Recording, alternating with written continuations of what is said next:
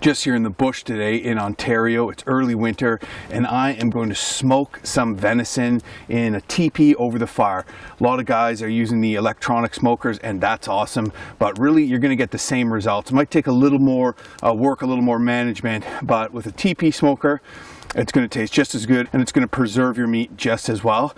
And also, you don't need a plug. So you can literally rig this smoker up wherever you are. Even if you're traveling, camping in a different place one day to the next, just take your meat off, throw it in a bag and set up a new smoker at the next campsite and smoke it in as much as you want. The more you smoke it, the more preserved it will be. And if you really give it a good smoking, you're going to have meat that will last pretty much indefinitely. So I picked a hardwood bush. Hardwood is a good thing to use, so I'm going to use maple to smoke this venison. And a misconception is that you need wet, damp wood to smoke venison, but you really don't.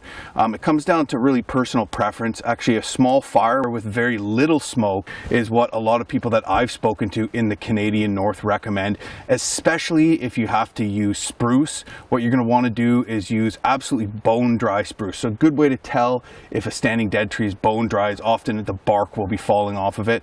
And if you're using spruce especially, you want to use bone dry and light a tiny smokeless fire. It's a very resiny wood and that way your meat won't taste too resiny. So today what I'm using is I'm using standing dead maple, dry maple. I got the fire going here already. I'm going to let that burn down a little bit. And in the meantime, I'm going to set up my smoker. And my next step is to get a bunch of small sticks and make a tripod. And I am going to build a rack using other sticks inside that tripod and just set it up over the fire. I'm going to throw my venison strips over top of the rack. I'm going to wrap the whole thing in a tarp. And I'm just going to manage the fire, putting 2 to 3 small pieces on every couple hours just to make a small fire. And basically I'm just going to leave it there until this venison becomes jerky. And man, is it ever delicious. So I got the fire going first off. I've got some nice hardwood. I'm letting it burn down a little bit. And the next thing I'm going to do is I am going to make the tripod and then I'm going to cut up the venison. So here we go.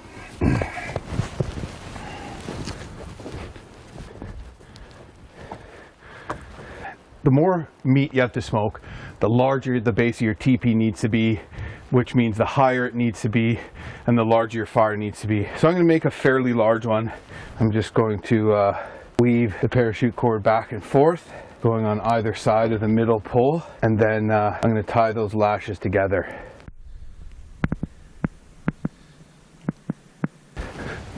Okay, now I'm just going to set up the tripod over the fire.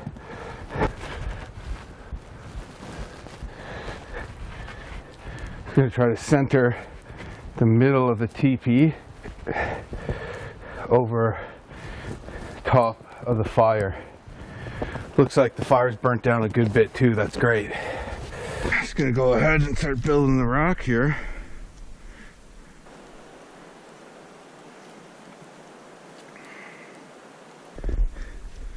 We put 2 racks on this.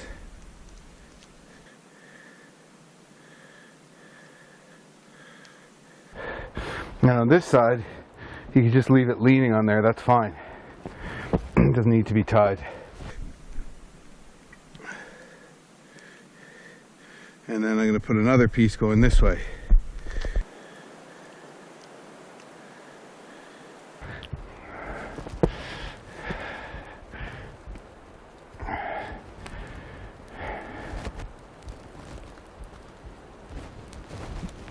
Okay, so there we go. We got our teepee set up, keeping the fire going, and we got our racks built on top of it. So what I'm going to do now is I'm going to go around and I'm going to cut off all these little ends from the racks that are sticking out, because those are going to get in the way when I go to wrap the tarp around. So I'm just going to do that now.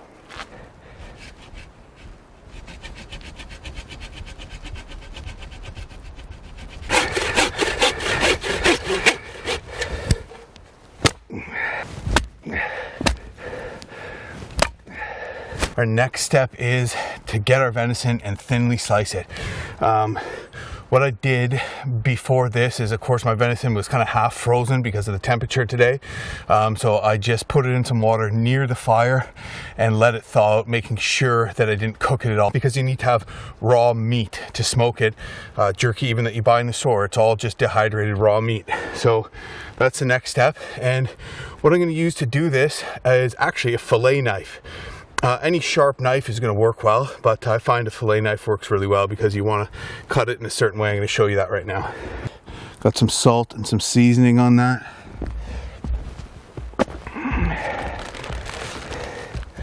Here's our venison pieces. Got 3 nice pieces I'm going to use for this. Good idea to cut as much fat off as you can. So what I'm going to do, I'm going to start in the middle of the piece, and I'm going to cut it thinly right to the edge. And I'm not going to open the edge, but I'm going to let it open kind of like a book. And I'm going to go back the other way. I'm going to do the exact same thing going the other way and flip it like that. And we're going to get those pieces long and thin. Long and thin is what you want. If there's any thicker pieces, don't be scared to go in and slice little slices in those thicker parts of it. I'm going to do this one here again. It's a little thicker on this side. I'm going to flip it.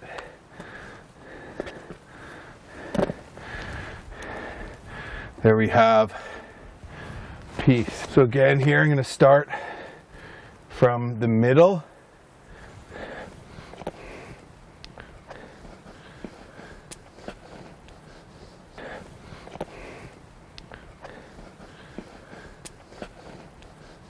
No problem for me to cut that up and make 2 pieces from it.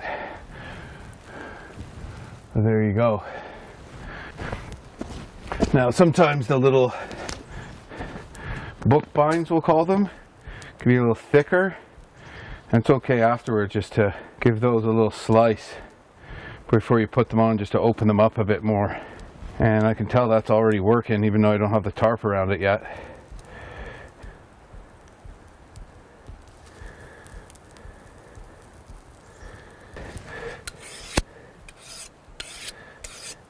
You can see the fillet knife is an awesome tool for this job. Okay, so we have a big old piece here. I'm going to make this into 2 pieces. I'm going to cut that fat out and save that fat. And same thing I'm going to do with this one. I'm going to cut 2 folds on either side. So I'm going to cut down almost right through it, and then along, keeping a thin slice along the bottom. I'm going to slice right to the edge and flip it over like a book. Look at that, doesn't that look good? And I'm going to do the same thing here again.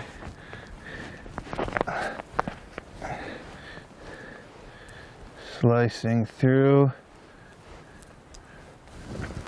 Yeah, keeping it thin.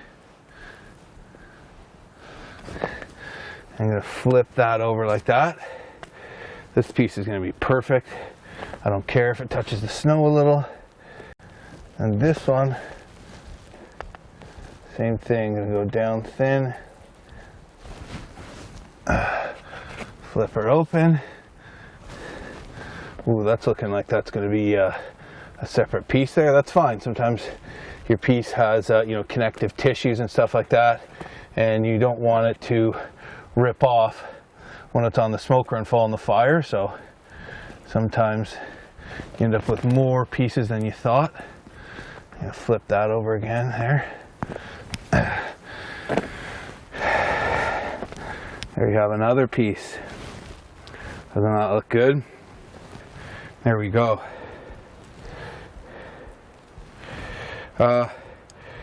If you're worried about bears coming out here, and that is a concern, you might want to consider just pulling the meat off the smoker at night and putting it with your food overnight, wherever you stash your food.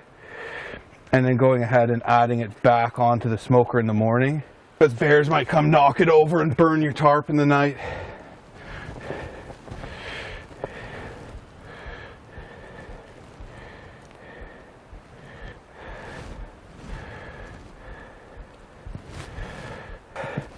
The fire is actually throwing off just enough heat right now so that my meat is not freezing, which is really nice.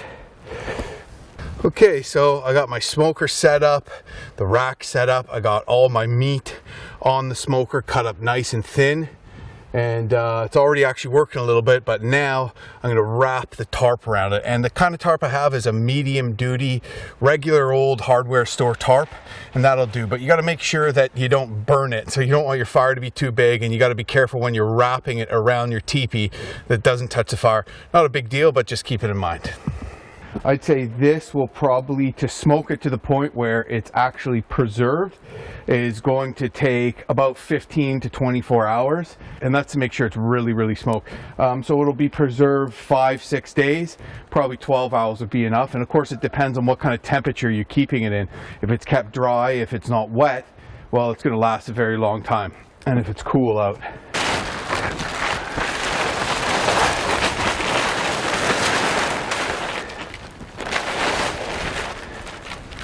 So pretty much any tarp is going to do the trick here, guys. Something fire retardant, good idea. I generally use my tarps for all kinds of things. The one I have set up here I used to smoke with last time. It does leave it pretty smoky smelling for a long time, so you might not want to use your expensive favorite tarp for this.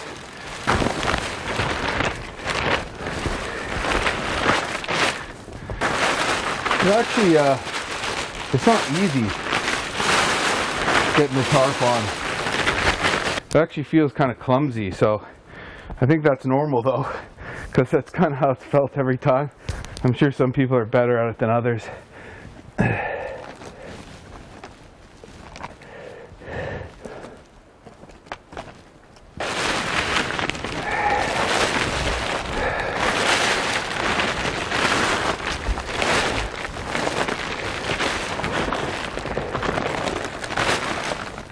Okay, there we go. We're going to want to leave like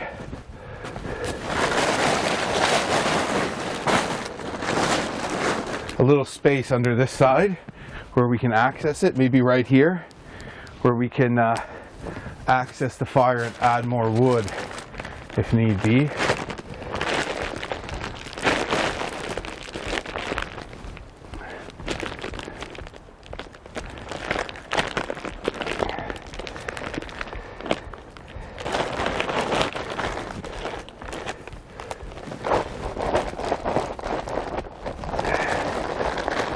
Now, you don't want to make your fire too big because you don't want to actually cook the meat, you just want to smoke it. And I'm going to throw a couple of rocks down on the outside of this.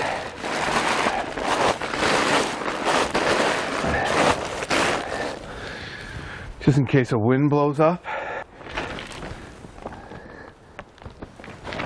Oh! Woo! It's smoky in there. I'm losing a lot of smoke out of here. You know, it would be great for this duct tape, but wouldn't look the best. I'm just going to use a little piece of wood, basically. I'm going to pop it under one tarp, pull the other tarp tight. Pinch them both from the outside.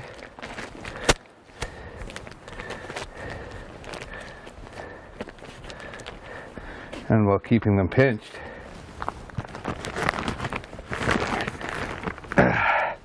tie it up like that.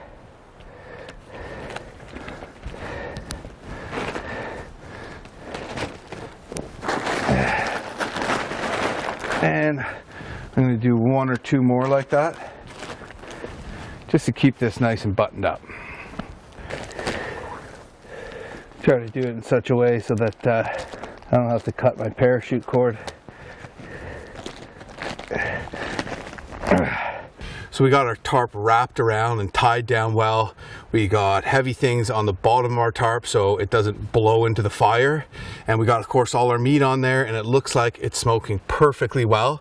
And of course, we had to leave a little gap just on one side so I could actually lift the tarp up and just feed it with more wood from underneath. So I'm gonna make sure I'm monitoring the fire. So those are the steps. You get your fire going first, you build a teepee, you get your teepee on top of the fire, then you build a rack in your teepee, then you slice your meat nice and thin, you hang it on the rack, and then you wrap the whole thing with a tarp, and then you wait, and before too long, you have some delicious smoked venison jerky.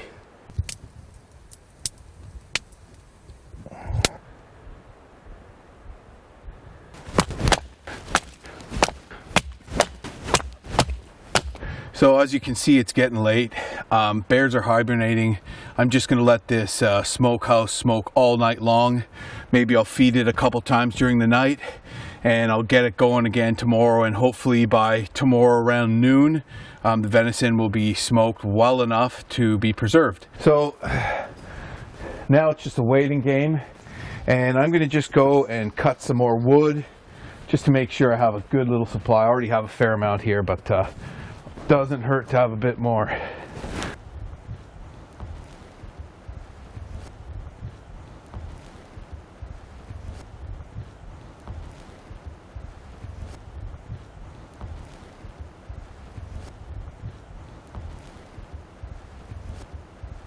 Okay, so it's the next day. I let the smoker run pretty much through the night.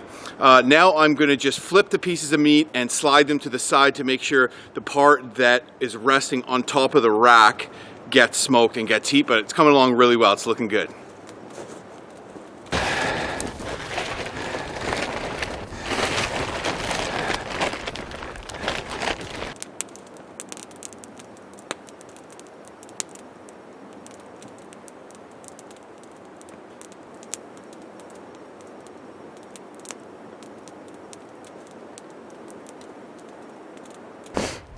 That little piece there is done.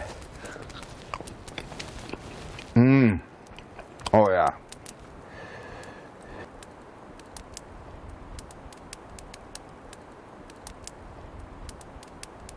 Okay, so the venison has been in the smoker and it's been smoking for probably about 15 or 16 hours, and you're gonna know when it's done because it's gonna be very dry and it's gonna be almost brittle to the touch. So I'm gonna check it out now. I think it's pretty much ready to take off the rack and enjoy. So I'm looking forward to just pretty much pounding all of this in record time.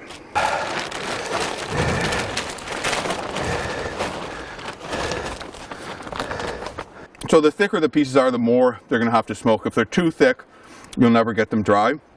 But the way that you tell it's done is it almost snaps off. It becomes brittle, and you can tell there's no moisture in the middle of it. And that's really good, really good. So I think that's done. So I'm gonna pull this venison off, put it in a bag, and have some delicious smoked venison snacks for the next couple of days, maybe less. Okay, you can tell that's really brittle, really dried out. Now, if it's not completely 100% dry, it's still good. It's just, you want it dry because that way you know it's going to last a long time.